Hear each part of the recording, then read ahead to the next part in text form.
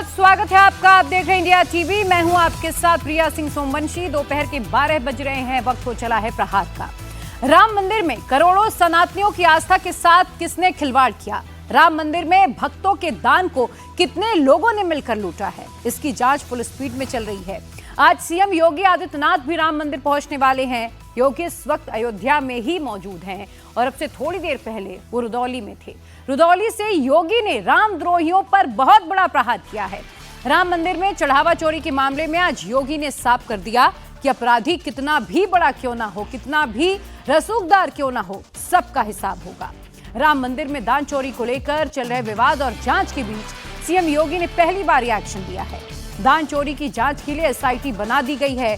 दूध का दूध, पानी का पानी होगा। योगी ने आज ये भी कहा कि इस मामले में किसी के पास कोई सबूत है तो वो बिना डरे आगे आए और सबूत मुहैया करा दें। योगी ने रामद्रोहियों से सतर्क रहने की चेतावनी भी दी और कहा कि अयोध्या को बदनाम करने वाले राम भक्तों पर गोली चलाने वालों के बहकावे में ना आए।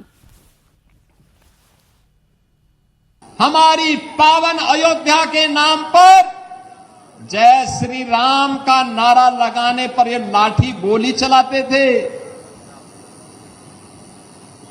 इनके दोगले चरित्र को देखो। जो कांग्रेस अयोध्या में भगवान राम का मंदिर न बनने पाए इसके लिए एड़ी चोटी लगाई थी, इसने पूरी ताकत लगा दी थी और इसने माननीय उच्चतम न्यायालय में शपथ दिया था बड़ी बेशर्मी के साथ में कि राम तो हुए ही नहीं। जिसने आपके सामने स्वयं पहचान का संकट खड़ा किया था वह कांग्रेस आज अयोध्या पे बड़ी मचल रही है। बोल रही है राम भक्तों का अपमान हो गया। अरे तब क्या राम भक्तों का अपमान नहीं हो रहा था जब आप कहते थे सुप्रीम कोर्ट में आपके नेता एफिडेविट देते थे, इनकी सरकार बेशर्मी के साथ शपथ पत्र दाखिल करती थी, कहती थी राम हुए ही नहीं। भगवान राम, जगत नियंता राम, श्री राम के अस्तित्व पर प्रश्न खड़ा कर रही थी कांग्रेस। आज वो मचलती हुई दिखाई दे रही है। और समाजवादी पार्टी, देखो तो इनका दोहरे चरित्र को। कहती राम भक्तों का अपमान हुआ। राम भक्तों पर, कार सेवकों पर गोली चलाने और जय श्री राम बोलने पर लाठी भांजने वाले लोग आज उपदेश देने चले हैं। बहनों और भाइयों, मेरी अपील होगी सभी राम भक्तों से। अयोध्या के बारे में जो समाचार पत्रों में सुनने को मिला, हम लोगों ने ट्रस्ट के अनुरोध पर एसआईटी जांच बिठाई है और मैं उन्हें इस बात के लिए कह सकता हूं कि एसआईटी जांच दूध का दूध और पानी का पानी करके रहेगी, उसमें कोई संदेह नहीं। लेकिन मैं सभी से इस बारे में अनुरोध करूंगा, सभी पक्षों से कहूंगा कि कोई भी ऐसी अनर्गल टिप्पणी और बातें न हो जो राम भक्तों की भावनाओं को आहत करती हो, राम भक्तों की भावनाओं को आहत करती हो। अगर किसी के पास कोई डॉक्यूमेंट्री प्रूफ है वे कृपया एसआईटी को उपलब्ध करवा दें, एसआईटी को दे दें, एसआईटी जांच करके देगी।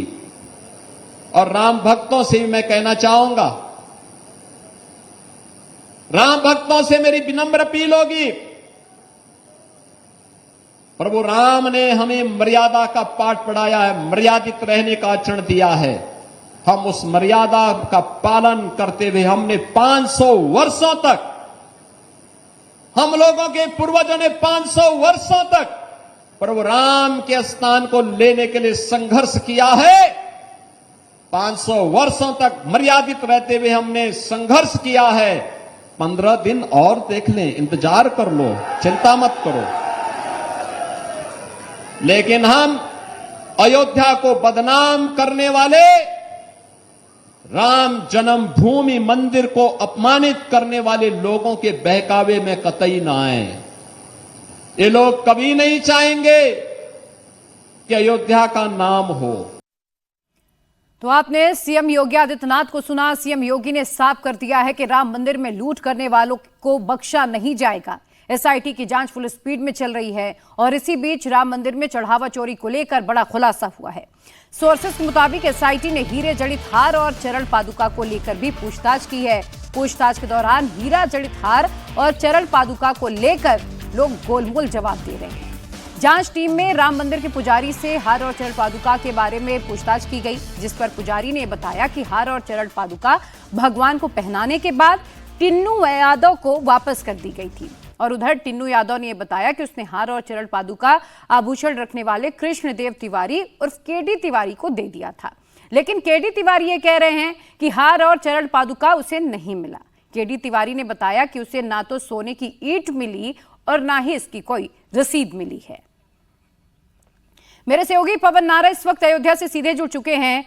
पवन, अभी तक इन्वेस्टिगेशन में क्या बातें आई हैं? क्योंकि अलग अलग तथ्य लगातार निकलकर सामने आ रहे हैं और 50 से ज्यादा लोगों से पूछताछ हो रही है। योगी आदित्यनाथ जब आज खुद अयोध्या में हैं, सबसे अहम बात उन्होंने ये कहा है कि 15 दिन का इंतजार और कर लीजिए, दूध का दूध पानी का पानी हो जाएगा।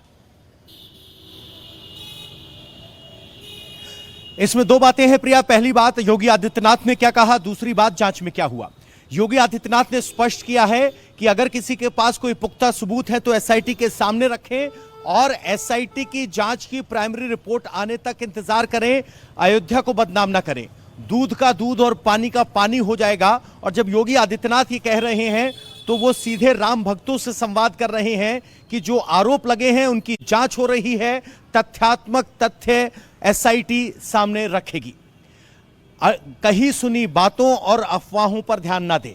दूसरा संवाद उन्होंने सीधा विपक्षी पार्टियों से कहा है और पूछा है कि इस मौके का फायदा उठाकर राम जन्मभूमि तीर्थ क्षेत्र को बदनाम ना करें, बल्कि जांच का इंतजार करें, क्योंकि उन्होंने सीधे विरोधियों के निशाने पर लिया और कहा कि जो राम के अस्तित्व को नकारते थे आज चंदे पर सवाल पूछ रहे हैं। दूसरी बात, एसआईटी की जांच। एसआईटी की जांच को लेकर अब मामला कैश से आगे बढ़ रहा है। कैश से आगे जो आभूषण जमा होते हैं, अगर वो ऑफिस में जमा होते हैं तो उसकी बाकायदा रसीद दी जाती है, लेकिन जो प्रभु श्री राम के चरणों में अर्पित किए जाते हैं या पुजारी को दिए जाते हैं वो कहां जाते हैं। तो एक इंस्टेंस जो सामने आया वो ये था कि हार और चरण पादुका पुजारी को दिए गए, उन्होंने प्रभु श्री राम के चरणों में रखा। पुजारी से पूछा गया कि वो कहां गए, तो पुजारी ने कहा कि मैंने टिन्नू यादव को दिए। टिन्नू यादव से पूछा गया कि वो कहां गए, तो टिन्नू यादव ने कहा कि मैंने केडी तिवारी जो कि आभूषण के जिम्मेदार हैं उनको गलाने के लिए दिए ताकि सोने की ईंट बन सके। केडी तिवारी का कहना है कि मैंने कोई ऐसी रिसीविंग नहीं दी है। तो सवाल उठता है कि वो हार और वो चरण पादुका कहां गए। सवाल यह भी है कि अगर कोई हार या चरण पादुका देता है तो उसकी ऑथेंटिसिटी जांचने की क्या प्रक्रिया है। अगर मैं पीतल का हार दे दूं तो क्या उसे सोने का हार है या नहीं है, ये जांच होती है कि नहीं है। तो ये सब प्रोसीजर पूछा जा रहा है और जो गड़बड़ हुई, जो बयान हुए, उनको क्रॉस वेरीफाई और चेक किया जा रहा है। तो एसआईटी सिर्फ कैश की गिनती तक जांच सीमित नहीं है, बल्कि दान और चढ़ावे को लेकर जो पूरा प्रोसेस है उसमें जो शख्स इन्वॉल्व हैं, क्योंकि पुजारी की भूमिका दान से लेकर कोई नहीं, उसका काम है सिर्फ पूजा करना, किसी ने दिया तो चढ़ाकर वापस प्रबंधन को सौंप देना। प्रबंधन की भूमिका में यहां टिन्नू यादव और उस तरह के किरदार हैं।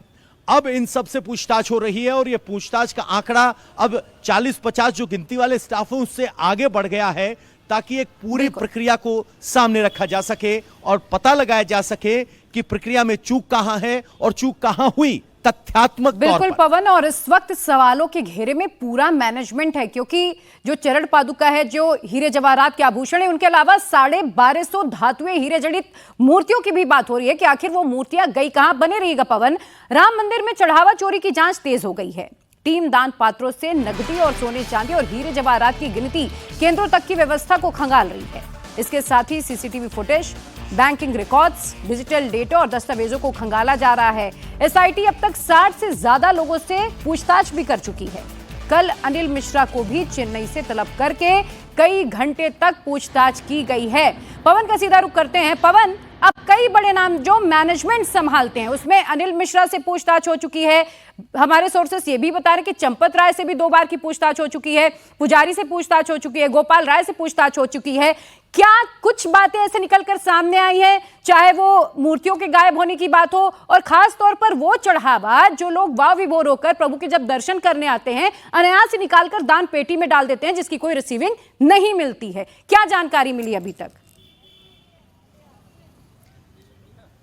बिल्कुल, जो जानकारी सामने आ रही है वो ये है कि गोपाल राव से पूछताछ हो चुकी है, अनिल मिश्रा से भी पूछताछ हुई है, इसके अलावा चंपत राय से भी पूछताछ हुई है, लेकिन पूछताछ में जवाब क्या मिला वो अभी एसआईटी किसी के साथ नहीं बता रही है। तो कुल मिलाकर जो आरोप सामने आए, चूंकि वो जब हार चढ़ाया गया, चरण पादुका चढ़ाई गई, वो सार्वजनिक जानकारी में था, इसीलिए उससे जुड़ा हुआ सवाल सामने आया और उसकी पूछताछ की गई।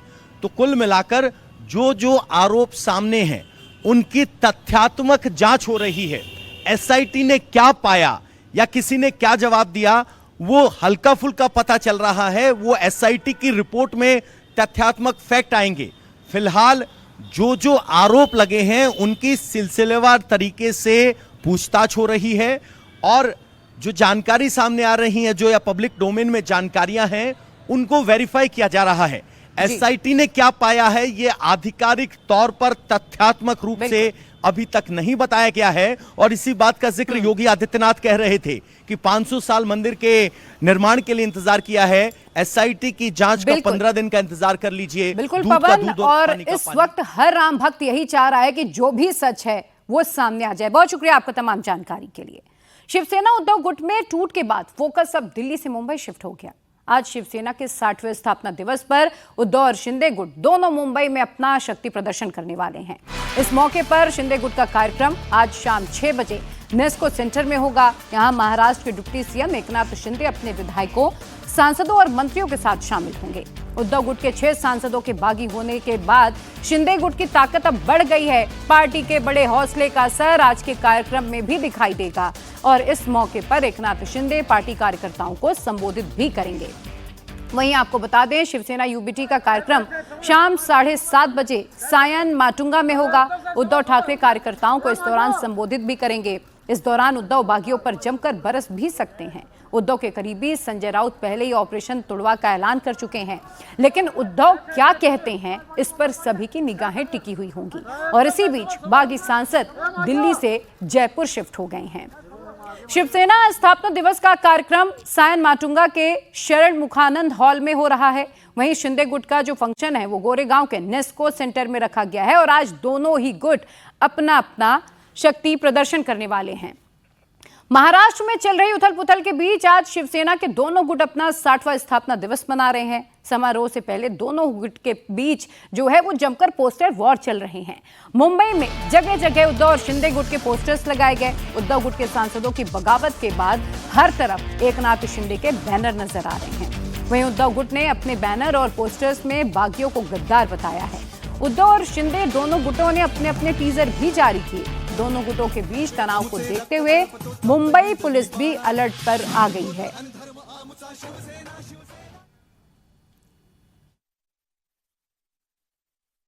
महाराष्ट्र में किसी तरीके की पॉलिटिकल हैपनिंग हो और उसके बाद पॉलिटिकल बैनरबाजी न हो, ऐसा हो नहीं सकता। अब शिवसेना उद्धव ठाकरे गुट के 6 सांसद उनका साथ छोड़ चुके हैं और आज उनका 60वां स्थापना दिवस भी है। तो ऐसे में महाराष्ट्र और मुंबई के कई हिस्सों में जोरदार पॉलिटिकल बैनर्स लगे हैं और पॉलिटिकल बैनर्स के माध्यम से ही दोनों ही शिवसेना के धड़े आपस में एक दूसरे पर निशाना साध रहे हैं। इस वक्त हम मुंबई में मौजूद हैं। मेरे पीछे इस वक्त आप जो बैनर देख रहे हैं ये शिवसेना उद्धव ठाकरे गुट की तरफ से लगाया गया है। इस बैनर पर लिखा गया है कि गद्दार बदलले, चेहरे बदलले, पण विचार नहीं। महाराष्ट्राचा मनातली शिवसेना आज ही तीच, यानी कि इसका हिंदी अनुवाद ये होगा कि गद्दार बदले, चेहरे बदले, लेकिन विचार आज भी बिल्कुल वैसे का वैसा है। महाराष्ट्र के मन में आज भी वही शिवसेना है। गद्दारों के बादलों के बीच आज भी शिवसेना अडिग है।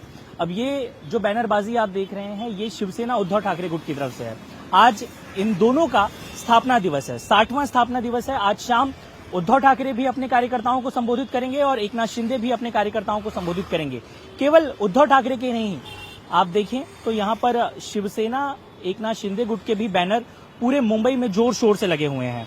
जिस जगह पर कार्यक्रम होना है उन कार्यक्रम के स्थानों पर भी बहुत सारे पॉलिटिकल बैनर लगाए गए हैं और इस बैनर के माध्यम से ये दोनों ही नेता या इनके कार्यकर्ता चाहे जो भी संदेश दें, हर किसी की नजर टिकी होगी कि आज शाम जब दोनों ही नेताओं की तरफ से बयान दिया जाएगा तो उनकी तरफ से क्या कहा जाता है। खासतौर पर सबकी नजर बनी रहेगी कि उद्धव ठाकरे क्या कहते हैं, क्योंकि अब तक जब उनके सांसद उनसे अलग हुए हैं, 6 सांसदों ने बगावत की है, उसके बाद से अब तक कोई भी औपचारिक बयान न तो उद्धव ठाकरे की तरफ से आया है, न आदित्य ने अभी तक कुछ कहा है। इस पर संजय राउत रह रहकर जरूर सामने आकर बोलते रहे हैं, लेकिन उनके बयान की वजह से भी कई सारी कंट्रोवर्सीज ही क्रिएट हुई हैं। तो ऐसे में अब आज शाम जब ये दोनों नेता एक दूसरे पर तंज कसेंगे, एक दूसरे पर निशाना साधेंगे, बहुत सारे बयान तो हम खुद जानते हैं कि वो क्या कहेंगे। एकनाथ शिंदे अपने काम को जस्टिफाई करने की कोशिश करेंगे, ये बताने की कोशिश करेंगे कि क्या कारण थे कि उन्होंने उद्धव ठाकरे का साथ छोड़ा, और उद्धव ठाकरे एक इमोशनल कार्ड खेलते हुए नजर आएंगे कि अब उनके हाथ में कुछ नहीं है, अब उनकी पार्टी उनके हाथ से चली गई है, गद्दारों ने बगावत कर दी है। तो शिवसेना स्थापना दिवस पर शिंदे गुट कैंप से बड़ी खबर आई है। शिंदे गुट ने यह साफ कर दिया है कि उद्धव गुट के 6 बागी सांसद आज पार्टी में शामिल नहीं होंगे। सभी बागी सांसद इस वक्त जयपुर में हैं और उन्होंने उद्धव गुट से अलग होने के अपने फैसले की जानकारी लोकसभा स्पीकर को चिट्ठी लिखकर पहले ही दे दी है। और इसी बीच उद्धव सेना की तरफ से मिल रही धमकियों के बीच बागी सांसदों की सुरक्षा भी बढ़ा दी गई। गृह मंत्रालय के निर्देश पर महाराष्ट्र पुलिस को Y+ सुरक्षा देने के लिए कहा गया है। उद्धव गुट के सांसद संजय राउत लगातार बागी सांसदों को धमकी दे रहे हैं, उनके खिलाफ अपशब्दों का इस्तेमाल कर रहे हैं और ये कह रहे हैं कि बगावत करने वाले ऑपरेशन तुड़वा के डर से जयपुर में छिपके बैठे हैं, लेकिन इनके ऊपर कानूनी कार्रवाई जरूर होगी। असली बाप का नाम बताइए। हमारे बाप का नाम बाला साहब ठाकरे है। तुम बोल सकते हो, तुम्हारा बाप का नाम बोल सकते हो? शिवसेना के बाप का नाम बाला साहब ठाकरे है। ये देखिए, छोड़ दीजिए, ये सब बिके हुए लोग हैं, ये पैसे के पीछे वो लोग पागल हो गए हैं। उनको ना कोई निष्ठा है, ना लॉयल्टी है, गांजा पीते हैं, नशा करते हैं और इस प्रकार की बातें करते हैं। और क्या है, आप क्यों ध्यान देते हो? राजेश कुमार हमारे साथ मुंबई से जुड़ चुके हैं। राजेश, असली शिवसेना की लड़ाई होते होते और आज की जो लड़ाई है वो आ गई है कि ताकतवर कौन। दोनों की तरफ से शक्ति प्रदर्शन की जाएंगे, क्या तैयारी है, कितने लोग इसमें शामिल होने वाले हैं? देखिए, स्थापना दिवस है और 60वां स्थापना दिवस है और इन सब के पहले जो पिछले एक हफ्ते में हुआ उस वजह से दोनों की जो रैलियां हैं, दोनों के जो कार्यक्रम है वो काफ़ी अहम हो गए हैं। एक तरफ गोरेगांव में एकनाथ शिंदे जो हैं वो गरजेंगे अपने समर्थकों के साथ, तो सायन माटुंगा में उद्धव ठाकरे अपने समर्थकों को संबोधित करेंगे।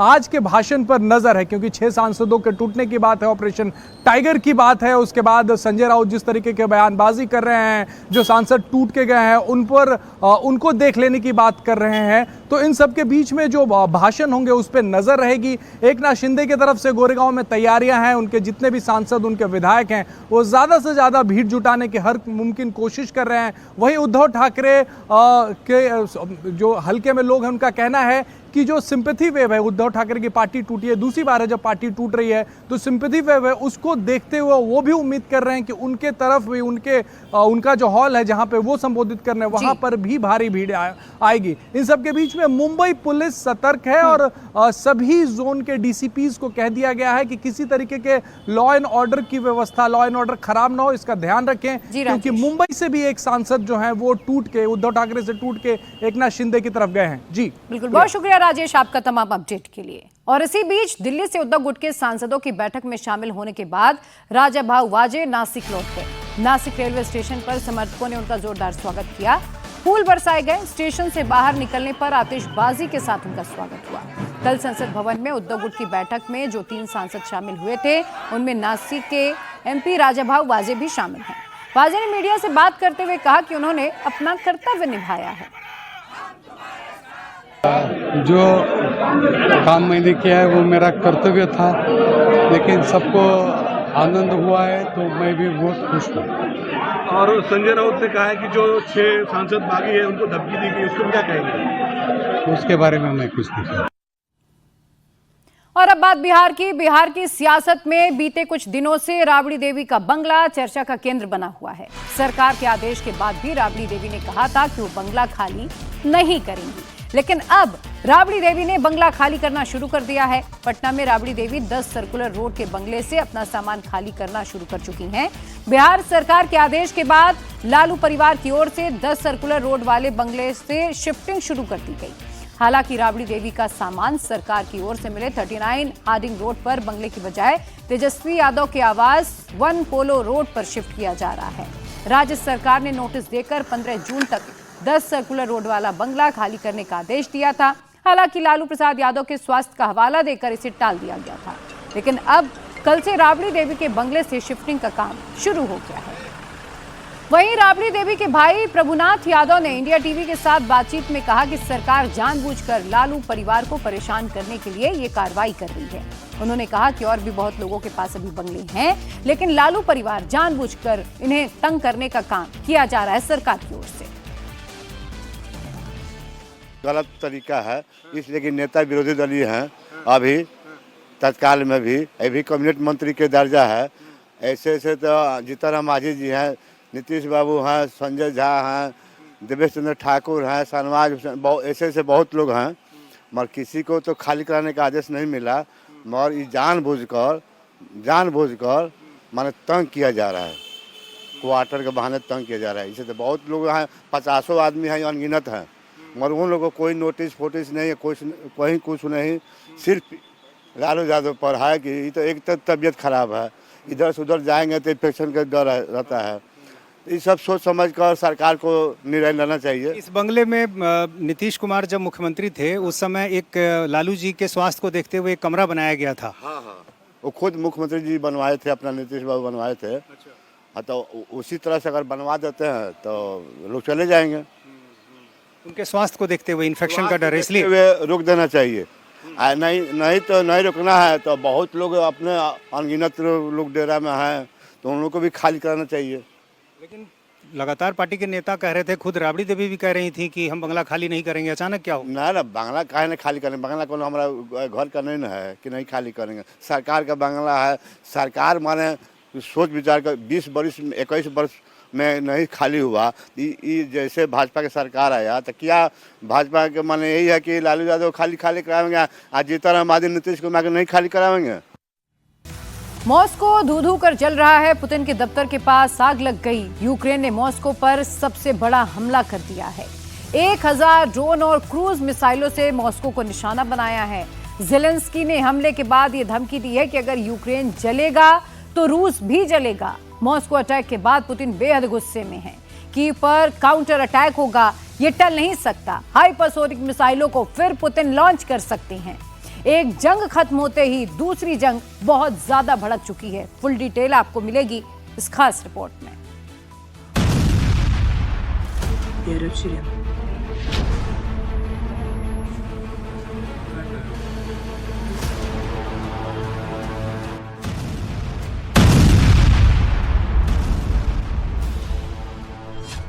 पुतिन के दफ्तर के पास पहुंचा महायुद्ध।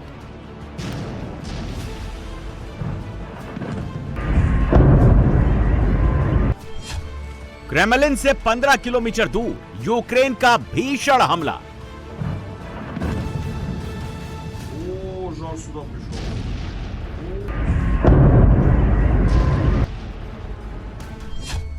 मॉस्को के सबसे सेफ जोन में यूक्रेन ने घुसकर मारा।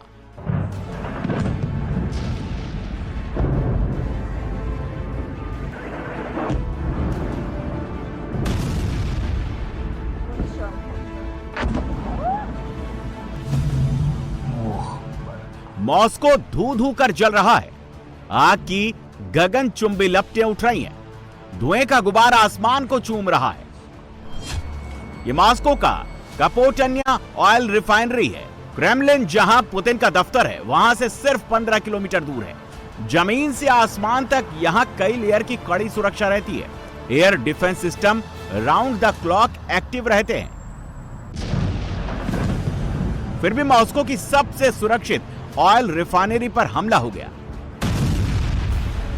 यूक्रेन ने रिफाइनरी पर आग बरसा दी।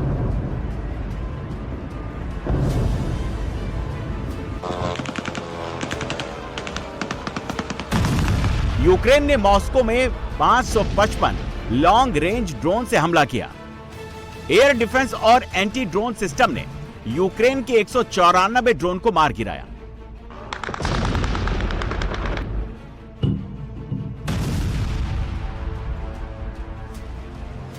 यूक्रेन के 350 से ज्यादा ड्रोन रूसी एयर डिफेंस को चकमा देते हुए सीधे ऑयल फैक्ट्री से टकराए।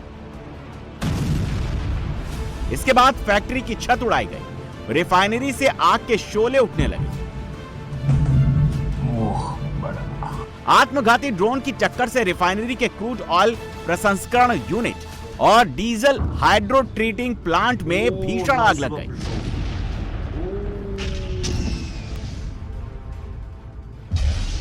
विस्फोट के बाद फैक्ट्री से उठा काला धुआं मॉस्को के आसमान में छा गया, जिसकी वजह से शहर के 4 एयरपोर्ट्स को बंद करना पड़ा। जेलेंस्की को ये ड्रोन कहां से मिले जिन्हें पुतिन का एयर डिफेंस इंटरसेप्ट तक नहीं कर पाया। यूक्रेन ने मॉस्को को दहलाने के लिए 2 तरह के ड्रोन फायर पॉइंट 1 जिसे FP1 भी कहा जाता है, दूसरा बैराकुडा मानव रहित विमान का इस्तेमाल किया। यूक्रेन के FP1 ड्रोन की रेंज 1600 किलोमीटर और ये एक बार में 13 किलो उच्च विस्फोटक लेकर उड़ान भर सकता है, जिसका प्रहार बहुत घातक नुकसान पहुंचाता है, जैसे मॉस्को की ऑयल रिफाइनरी में दिखाई दे रहा है। यूक्रेन ने मॉस्को की जिस कपोटन्या ऑयल रिफाइनरी को उड़ाया, वो पूरे रीजन में 40% पेट्रोल की सप्लाई करती है। 50% डीजल सप्लाई करने की जिम्मेदारी इसी फैक्ट्री की है। जेलेंस्की ने एक बड़े ड्रोन अटैक में रूस की राजधानी मॉस्को की आधी ऊर्जा सप्लाई लाइन काट दी है। इसकी मरम्मत में लंबा वक्त लगेगा। रूस 10 घंटे बाद भी आग पर काबू नहीं पा पाया। रूस के AKA-32 फायर फाइटिंग हेलीकॉप्टर आग से जूझ रहे हैं। आसमान से पानी डालकर आग बुझाने की कोशिश जारी है।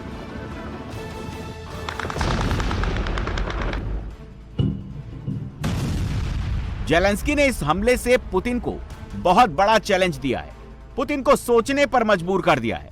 अगर यूक्रेन के लंबी दूरी के ड्रोन मॉस्को में घुसकर रिफाइनरी उड़ा सकते हैं, तो बैलिस्टिक मिसाइलें कितना बड़ा धमाका कर सकती हैं। जेलेंस्की ने मॉस्को पर हमले के लिए यूक्रेनी फोर्सेस की जमकर तारीफ की। साथ में लिखा, मॉस्को पर अटैक कीव पर हमले का बदला है। पुतिन बातचीत की टेबल पर आए, वरना अब यूक्रेन रुकेगा नहीं। यूक्रेन अब 1000 किलोमीटर दूर जाकर रूसी अड्डों और संयंत्रों को उड़ा रहा है। एक हफ्ते में यूक्रेन ने मॉस्को से 500 किलोमीटर दूर तुला रिफाइनरी को उड़ाया। यारोस्लाव में तेल डिपो पर हमले किए। क्रीमिया प्रायद्वीप को रूस से जोड़ने वाले पुलों को निशाना बनाया है।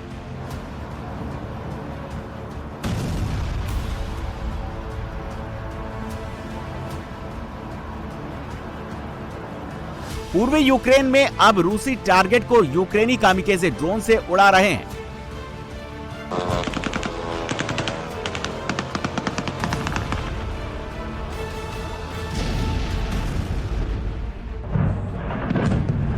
यह रूस का एक तेल सप्लाई करने वाला टैंकर है, जिसे यूक्रेन ने कामिकेजे ड्रोन से टारगेट करके तबाह कर दिया। आत्मघाती ड्रोन के टक्कर होते ही टैंकर के परखच्चे उड़ गए। रूस के बेलगोरोद रीजन में यूक्रेन ने ड्रोन अटैक कर बीच सड़क में एक रूसी सिविलियन ट्रक को उड़ा दिया।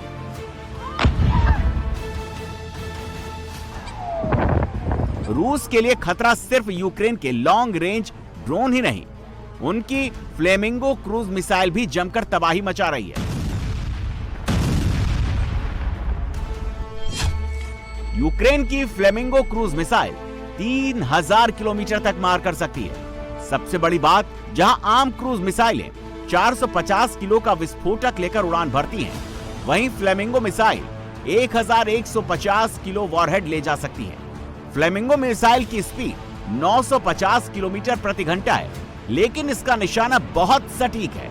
एरर ऑफ मार्जिन सिर्फ 14 मीटर है। यूक्रेन ने फ्लेमिंगो का प्रोडक्शन बढ़ाकर 200 मिसाइल हर महीने कर दिया है। पुतिन फिलहाल कजान में है। जेलेंस्की ने जो आग मॉस्को में लगाई, पुतिन उसका बदला जरूर लेंगे। यूक्रेन की राजधानी कीव पर अब तबाही और ज्यादा होने का खतरा बहुत बढ़ गया है। 24 घंटे पहले ही पुतिन ने यूक्रेन की राजधानी कीव, खार्किव और निप्रो में आग बरसाई थी। बैलिस्टिक मिसाइल, क्रूज मिसाइल और ड्रोन से ताबड़तोड़ हमले किए थे। यूक्रेन पर एक साथ 101 मिसाइलें और 700 से ज्यादा ड्रोन दागे थे। पुतिन की मिसाइलों में जेरकॉन hypersonic missile, Iskander cruise missile और किंजल मिसाइलों से हमले किए थे।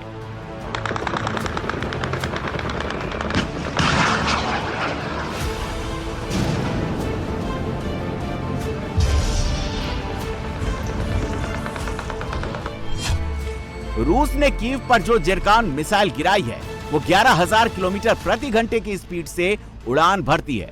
ये 1000 किलोमीटर दूर तक सटीक निशाने से हमला करती है। जेरकॉन मिसाइल जमीन से सिर्फ 28 से 40 किलोमीटर ऊपर उड़ान भरती है, जिसकी वजह से इसे ट्रैक कर पाना मुश्किल होता है। यूक्रेन के एयर डिफेंस को इसे डिटेक्ट और डिस्ट्रॉय करने के लिए सिर्फ 20 सेकंड से 2 मिनट का टाइम मिलता है। इसी वजह से जेरकॉन का सक्सेस रेट बहुत ज्यादा है।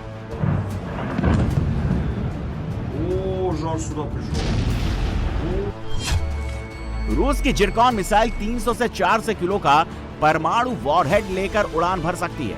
इसकी सुपरसोनिक स्पीड की वजह से उड़ान के दौरान मिसाइल के आगे एक प्लाज्मा क्लाउड बन जाता है, जो दुश्मन की रडार की तरंगों को सोख लेता है। यही तकनीक जेरकॉन मिसाइल को स्टील्थ क्षमता देती है। यह हवा में रास्ता बदलते हुए चलती है, जिसकी वजह से यूक्रेन में लगे पैट्रियट जैसे एडवांस एयर डिफेंस इसे रोकने में चकमा खा जाते हैं। यूक्रेन की राजधानी कीव को पुतिन लगातार जला रहे हैं। इस हफ्ते में दूसरा बड़ा हमला है। कीव में भयंकर आग लगी हुई है, जैसे जंगल जल रहा हो। जिधर देखो उधर आग ही आग दिखाई दे रही है। बड़ी बड़ी इमारतें धू धू कर जल रही हैं। आग किसी दैत्य की तरह पूरे शहर को निगलती जा रही है। अभी तक पुतिन के टारगेट पर यूक्रेन की मिलिट्री, इंडस्ट्री और बड़ी फैक्ट्रियां थी। अब तो पुतिन ऐतिहासिक इमारतों को पुतले की तरह फूंकने पर तुले हुए हैं। ये कीव का 1000 साल पुराना डॉर्मिशन कैथेड्रल चर्च है।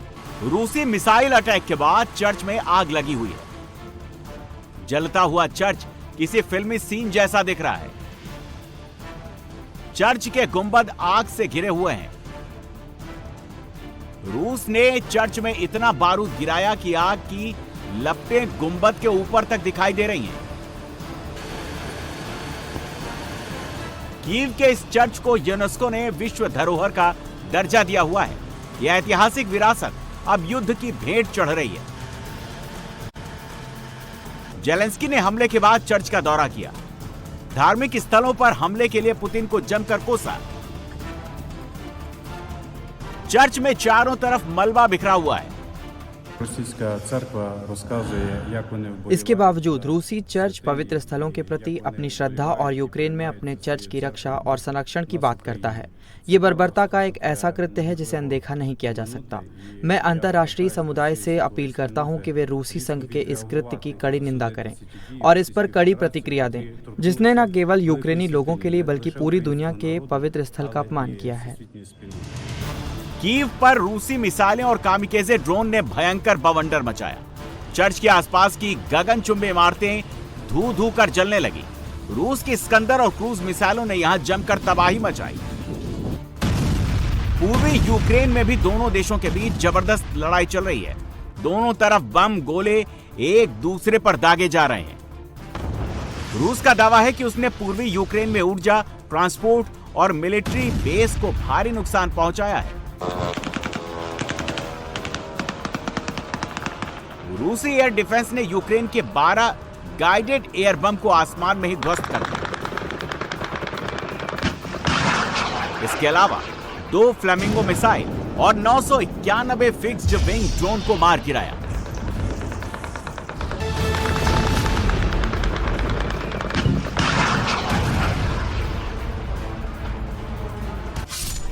पूर्वी यूक्रेन के डोनेस्क रीजन में एक और सेटलमेंट पर रूस ने कब्जे का दावा किया है। ये तस्वीरें कॉन्स्टेंटिनोप्वा की हैं, जहां जबरदस्त लड़ाई के बाद रूस के कब्जे का दावा किया जा रहा है।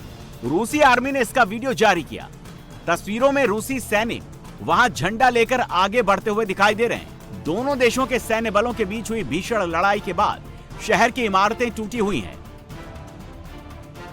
आग और धुआं आसमान में अब भी छाया हुआ है।